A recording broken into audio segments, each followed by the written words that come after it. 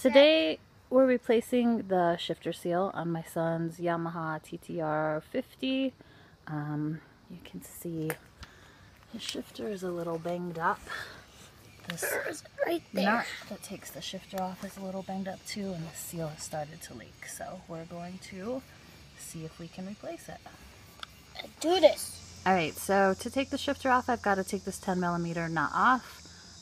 His is a little banged up, so I'm using a wrench because the socket won't fit on it.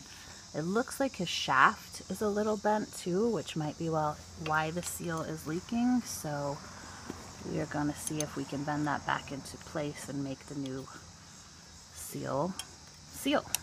I put some electrical tape around the splines so that I don't mess them up trying to bend the shaft back, and also so that I don't mess up the new seal when I'm trying to install it. So I found a socket that fits over the shaft, and with a couple extensions I've tried to gently pry back and get this back straighter, or you can use a pry bar.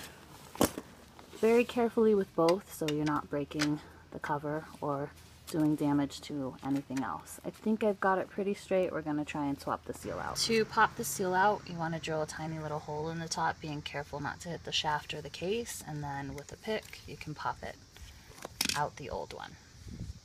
Alright, so I retaped the splines so that the seal would roll over easily, and then I lubricated the seal inside and outside so that it would slide over easily without bending the spring inside of it. And then I found a socket that's the same size as the seal, and I used that to tap it into place.